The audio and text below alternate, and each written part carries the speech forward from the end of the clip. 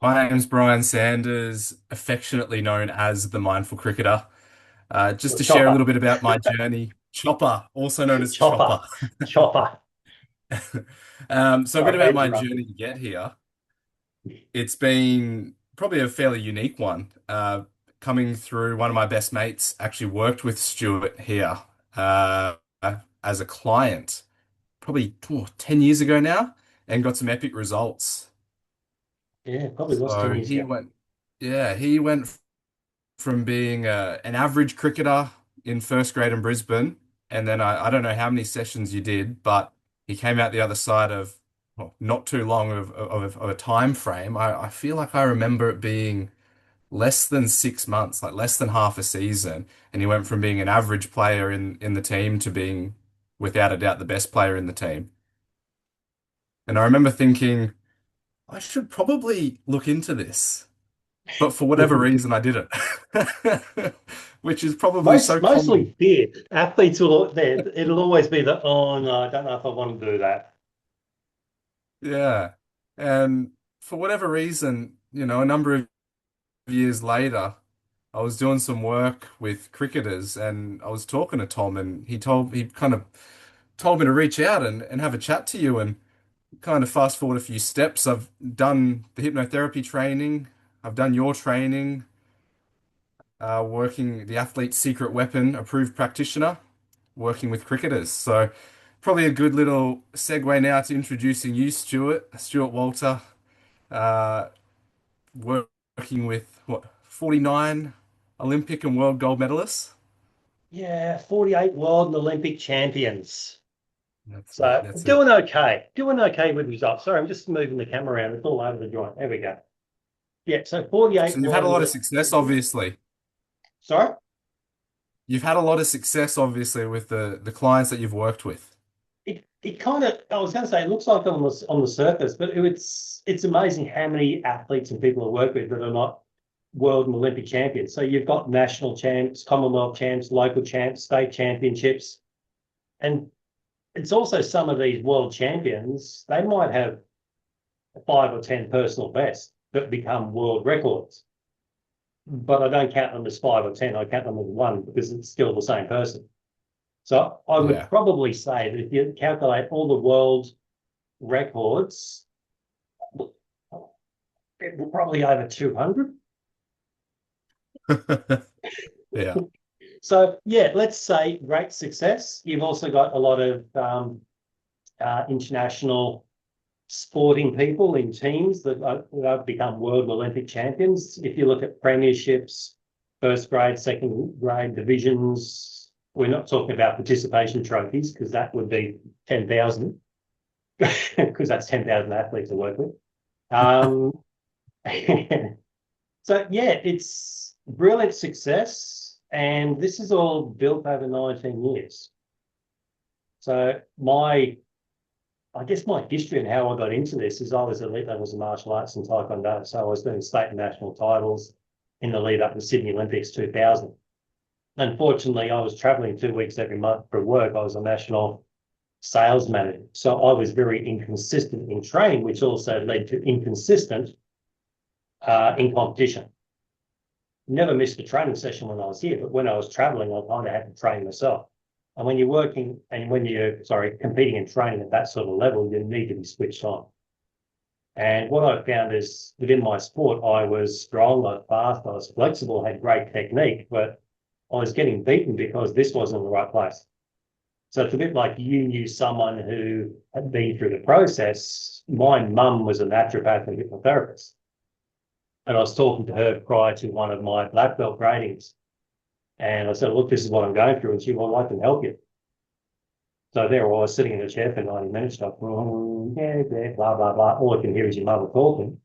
But that was it for me. It was the following day, I went to training, 10 foot tall, bulletproof. I could read my opponents. I knew what was going on. There was no fear. There was calculated trust within the self. I was just in an incredible headspace that if if an elite athlete has been in the zone before, or the flow state as they call it now, when you're in that zone, it's the best thing in the world, but it's also the most frustrating because then you spend the rest of your life trying to get back into that. So because I knew how I got into that, then I could then go, oh, how do I now um, build that into a system so that every time I step in my 6 meter by 6 meter square mat, I can be in the same state. So did that and I became very consistent. So I did state and national titles in the lead up to Sydney Olympics. And then I unfortunately did my ACL or medial meniscus of all things playing soccer. So cross training, never do that. And I just thought, okay, I need to do something different. My son was just about born. I went, I'm sick of traveling. I need to do something different. So that was a decision to just go, I'm getting into hypnosis. No one showed me what to do. Typical hypnosis processes are incredibly powerful. We look at fears and phobias and weight loss and smoking, past life traumas, anxiety, whatever it might be. Hypnosis is brilliant for that, and pain management and childbirth, and you name everything. What I found is these incredible processes, they're not as specific for elite athletes and performers. So I basically shift a lot of the processes based on knowing my abilities as an athlete, knowing what I can do, knowing what hypnosis works and how the brain works. Because every athlete, they operate on a different level.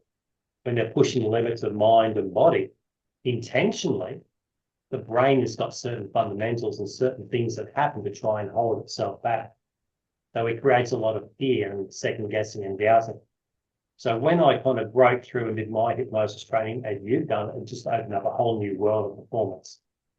And then when I specifically targeted athletes and the results that we got, like Tom, he was going from Mm. average and all of a sudden he's over in what English county cricket doing what 500s out of 8 games or something like that, wasn't Yeah. it? It was dramatic. So I look at that and go, it's not um, an isolated success. It is very process driven. There's a blueprint. There's a natural process that I've always taken my athletes through. But it's also, I've kept it very quiet, very quiet. So I don't really market myself as this is who I've worked with, this is what I've done, because athletes don't want their edge shared. And I guess what got me into opening up working with other hypnotherapists to train them is the fact that two Olympic gold medalists from Paris 2024, two of my medalists, I'm watching, they get the Olympic gold medal and I'm in tears watching it going, I know what they went through.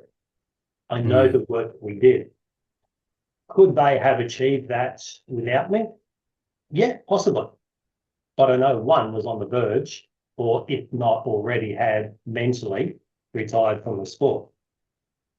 And to actually jump back in that now and Olympic gold medal, and I look back and go, hang on, this is bigger than me now. This is not about me keeping it as a secret, as in athlete's secret weapon. Um, this is now about getting it out there to more people because people's lives have changed because of the processes that I've created based on helping them really fine tune the mind. So for me, it was like, who am I to think I'll keep this to myself? So that's where I've got, hang on.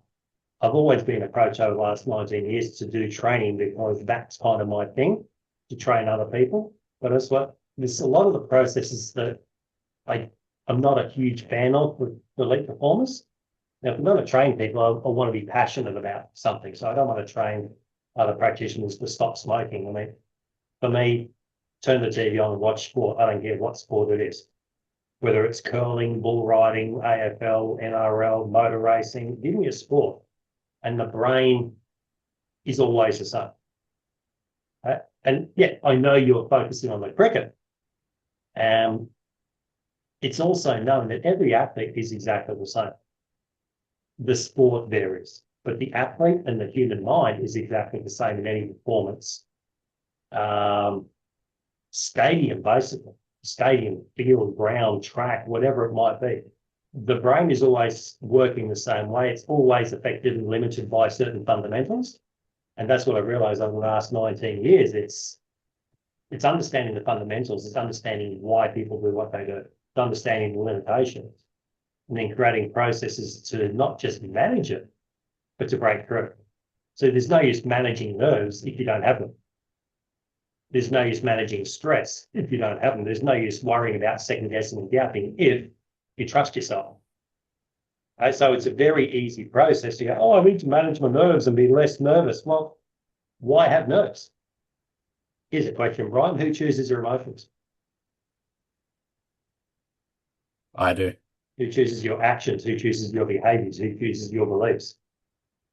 I do. Okay, so why do you choose to get nervous? I I don't don't choose anymore. to. Yeah, you don't anymore. But that's exactly what I say with an athlete is why you choose to get nervous. And they've got this blank look in their face. If I don't choose to, it automatically happens. No, it's a choice. And it's repeated automatically because you don't think you have a choice to change it. But if you did have a choice, how do you want it to be? And that's where we flip it. And and this is why hypnosis is so powerful. It's not just like going to a sports psychologist, an example, and talking about a problem, because the more you talk about it, the bigger it gets. So what we actually do is go to the unconscious part of the brain and rewire it.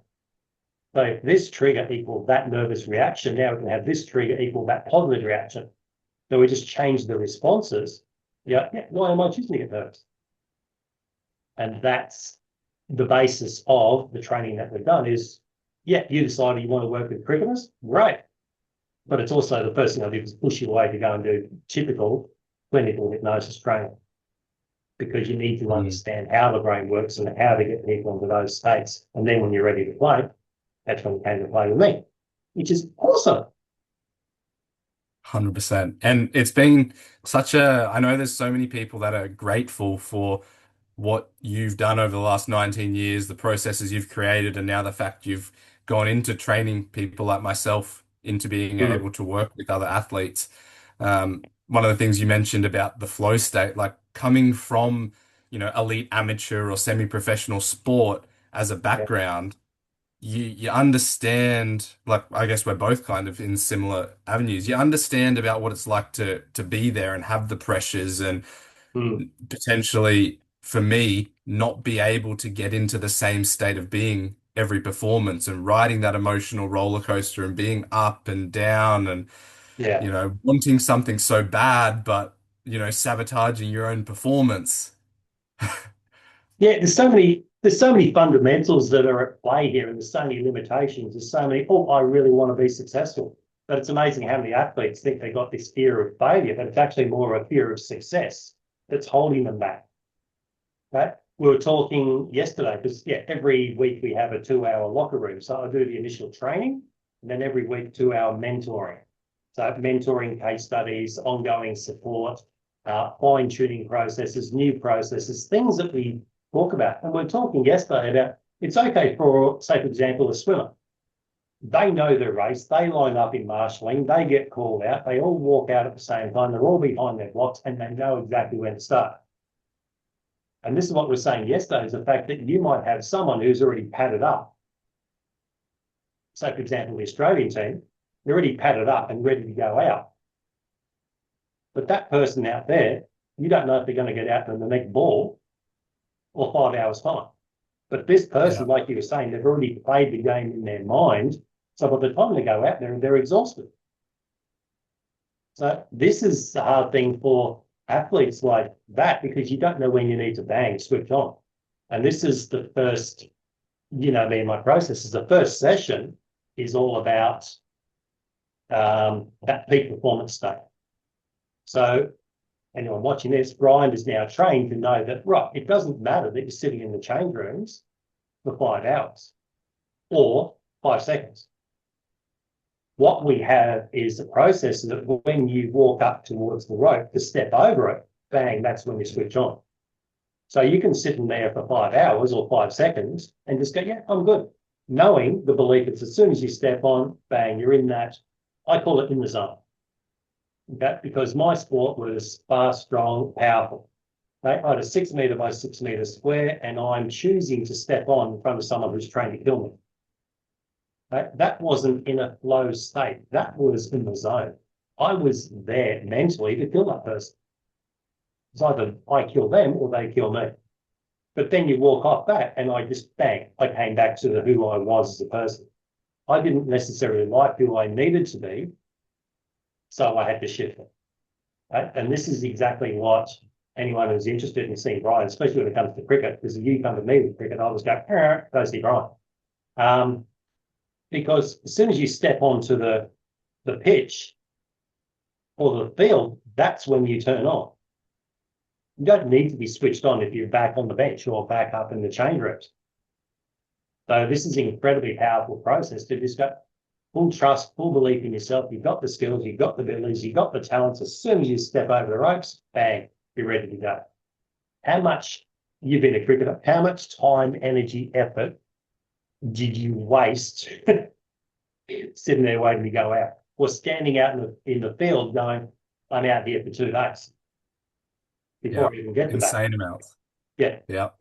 Yeah. And like even something goes wrong, say you drop a catch, and then all of a sudden you go from being confident, capable to thinking that you're the opposite, Mm. completely incapable. The next one that's going to come, you're going to drop that, you're going to make mistakes. And then you just Then play you that in your focus on head not, for yeah. hours. Then you focus on not dropping it. And again, it's like the visualizing. Focus on the things you don't want. That's exactly what you're going to get. Like my Yeah, typical one, don't think about a blue card. totally. Mm. So if you think about not And this is dropping what I love. something, Sorry, I was going to say, this is what I love about the process is because there's all these issues, for want of a better term, that as athletes we deal with, mm, nerves and fears and doubts and playing things in our head and negative thoughts and worry and mm, like with the list could go on. And it's so easy. So many people go, oh, just don't do that. mm. But then it doesn't give a solution to the problem. It's just saying don't do the problem. But Yeah, all don't do the the problem. processes Well, that you've created. we know not to do the problem. We know not to get nervous. We know that it's not good. But how do you change it? And this is where there's so many people go, I'm a mindset coach. I mean, just because you're an athlete, it doesn't make you a mindset coach.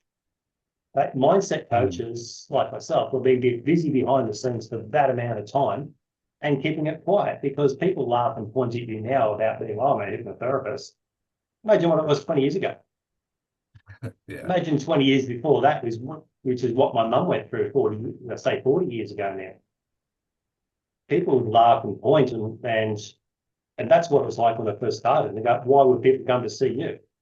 And go and see a sports psychologist and go, well, I started in a sports psych degree, but I've gone, hang on. Um, you don't reverse everywhere in a car. My motor races, I've got probably 120 plus motor races around the world in most categories. And it's like, how far could you go if you reversed around the track? And they look at you like, what are you talking about? Well, that's how most athletes are because they've been so focused, like a sports psych is always telling you to go back and have a look at where you were in the past and who are you now based on that. Athletes don't care, which is why so many athletes now go looking for something different. And that's what we do. We do something different because if you are a result of everything in the past, and if you've got issues in performance, looking back in the past is not going to find a solution. It's just going to enhance the problem. So that's where we go, well, if the past has created the problem, the solution is obviously in the future, correct? And I can guarantee the amount of faces I get with athletes who go, all right, where do you want to be in 3 years' time? And they go, don't we need to talk about problems? Well, you can do that if you want. But wouldn't you prefer a solution? Wouldn't you prefer tools and resources to help you rewire the brain rather than in the heat of battle, try and think of a happy place? That doesn't work.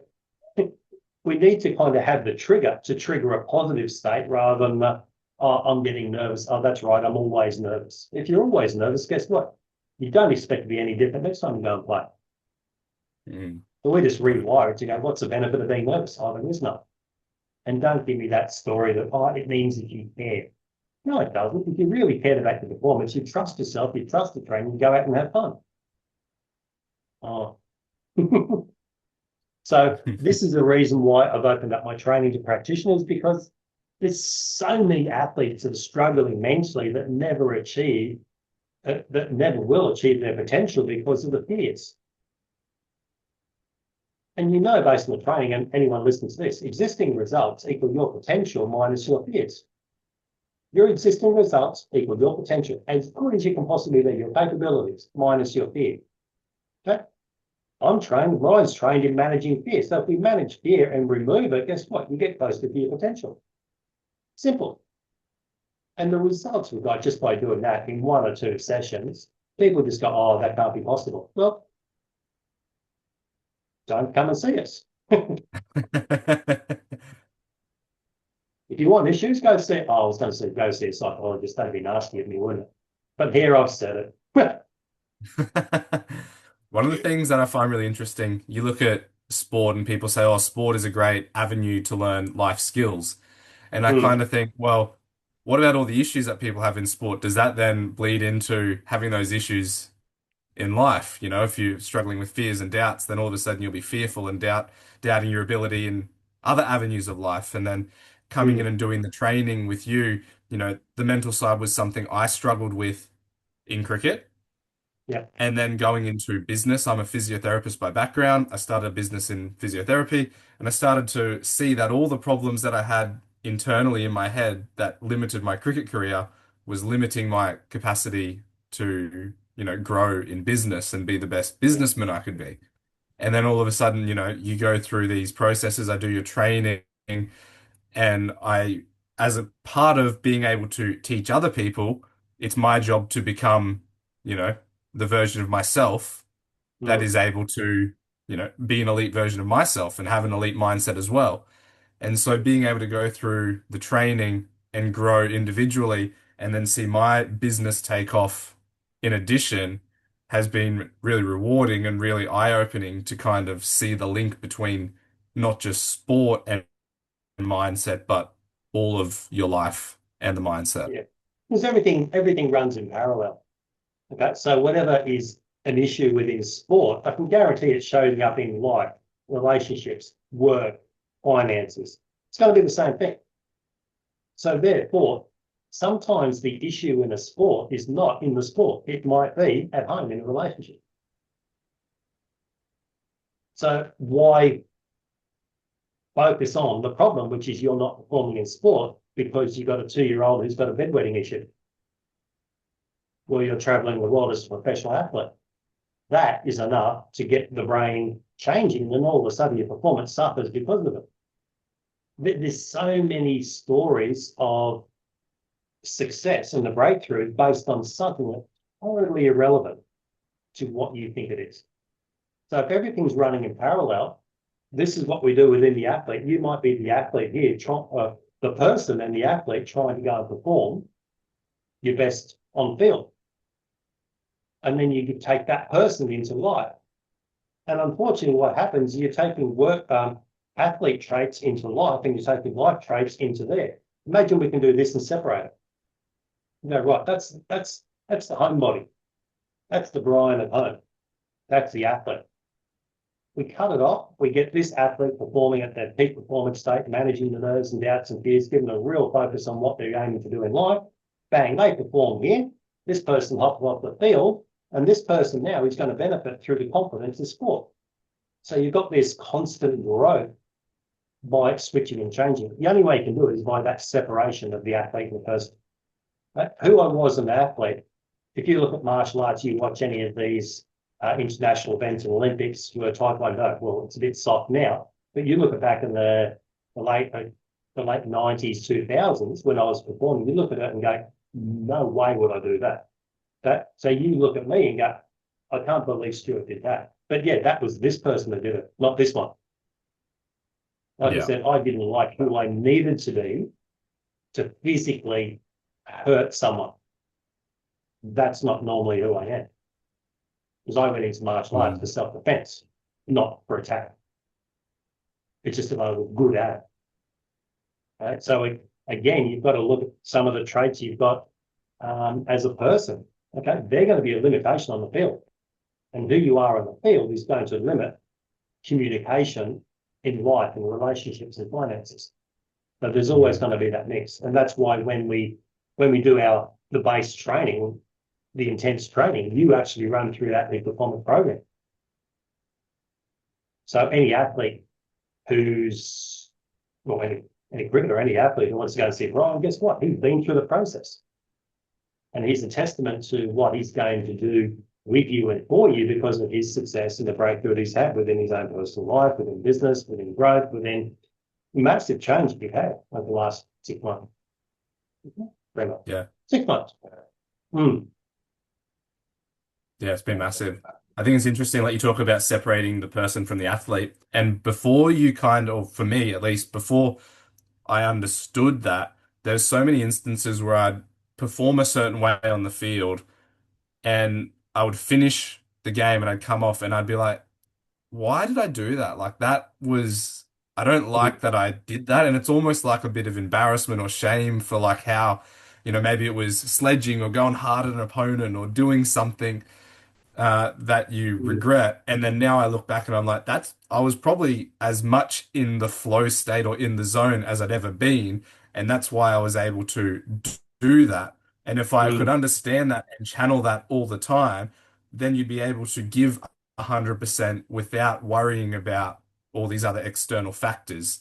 You can just Yeah. perform, focus on what you need to do to be the best or for it to be the best performance, Yeah. and then come off being the person you need to be off the field. Mm. And that's the thing. We don't actually increase anyone's performance. But all we do is just become consistent and consistently better based on their capabilities. Yeah. Like if you're cricket is very similar to golf, but if you look at a golfer, you ask them what their best scores are. You add them up, and you go, well, it might be minus, it might be 20 under. Now, 20 under is going to win every competition around the world. So we don't make you any better, we just make you more consistent. Because if you look at a golfer, what they're doing is they're playing 4 days on exactly the same course. How can your skill set shift overnight? Does it? How can you be 82 and then 65, 81, 67? How can you do that? Because this starts shifting and churning, overthinking, overanalyzing, second guessing, doubting itself. So if you get your best ever scores, you look at a cricketer. Okay, give me what are your best 2 innings? 136 and 128. Add them together, and what does that look like consistently?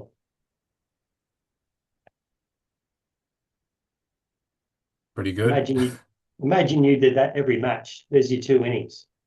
How would that look? See, you don't need to make you any You'd be the better. You best just of the got to make world. you more consistent. And you got to reach in and find Yeah. that skill set. But it's also, and a lot of people will say that, yeah, but you got a bowler throwing these balls down. At what speed do they go down? Oh, up to 150 kilometers per hour, depending on the level. Yeah, they got these things coming 150 k's. If you get out, guess what? You just don't get congratulations to the bowler because you must be good to get me out. But unfortunately, people don't have that same attitude. And they go, yeah, but you've got this ball flying out there. Yeah, okay. I get that. But when you slow the brain down and everything slows down, you're not chasing something, you're not anxious and nervous. Because what happens if you're nervous? Generally, you tighten up. Okay? With most cricketers or like tennis players or golfers that have got the core muscles, when they tighten up, where do you feel it? Head, neck, shoulders, core. What do you need for cricket? Head, neck, shoulders, core.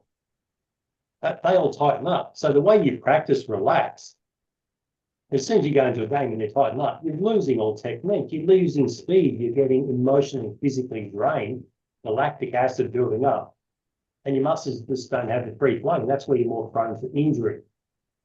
Right? And if you choose to go and play stress, guess what? It should be training stress, because then at least your body is going to be used to it. Mm.